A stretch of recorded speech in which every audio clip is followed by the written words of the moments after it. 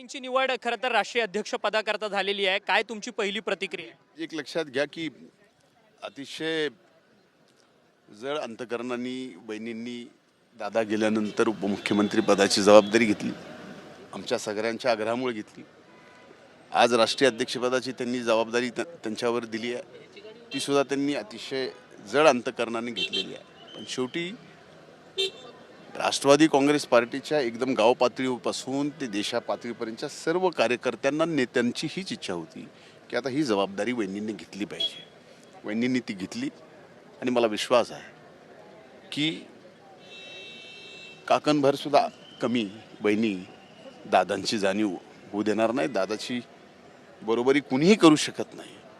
दादांची ती जागा कुणीही घेऊ शकत नाही. पण जसं दादांचं कुटुंब वहिनींनी अर्धांगिनी म्हणून सांभाळलं आणि दादांचं कुटुंब काय तर फक्त वहिनी आई आणि 2 मुलं एवढं नाही. हे राष्ट्रवादी काँग्रेस पार्टी पूर्ण परिवार जो आहे ते दादांचं कुटुंब आहे. आणि ज्यावेळेस दादा ते सांभाळत होते त्यावेळेस दादाचा संसार दादाचं कुटुंब अर्धांगिनी म्हणून वहिनी चालवत होत्या. आज दादा गेल्यानंतर ही जबाबदारी कुटुंब चालवायची त्यांच्यावर आली आहे आणि त्या समर्थपणे चालवतील माझा विश्वास आहे. मुंडे साहेब, पण तुमच्या पक्षाचे प्रमुख नेते या सगळ्या विमान अपघातात गेलेत, परंतु एक अपघाती मृत्यूची तुमचे पक्षाचे प्रमुख नेते तुमच्या पक्षाचे सर्वच या सगळ्या अपघातात गेलेत, परंतु त्या सगळ्या अपघाताची दखल पोलीस घेत नाहीये का? एखादा FIR नाही काही नाही? एक लक्षात घ्या म्हणजे कुठलीही घटना रोडचे ॲक्सिडेंट होतो त्याचा गुन्हा नोंद होते. याचं नोंद झालं नाही असं तुमचं म्हणणं आहे.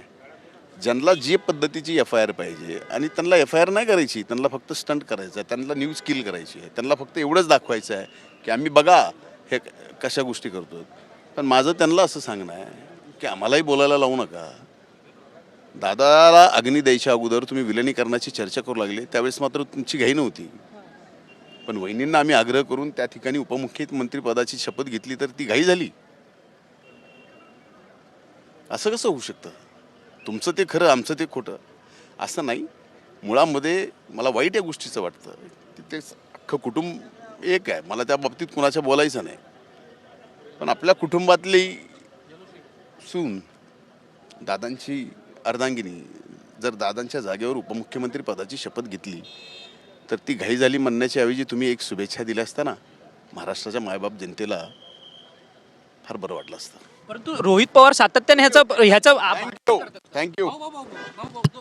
आपण पाहिलं तर धनंजय मुंडेंनी आपल्यासोबत बोलताना प्रतिक्रिया दिली आहे की काही जण या सगळ्या गोष्टीचं भांडवल करतात आहेत. आम्ही देखील त्याचं उत्तर जे आहे ते देऊ शकतो अशा पद्धतीचं मत जे आहे ते आमदार धनंजय मुंडे यांनी आपल्याशी बोलताना व्यक्त केलेलं आहे. व्हिडिओ जर्नलिस्ट खंडू कसबेसह अक्षय मंकणी, TV9 मराठी, मुंबई.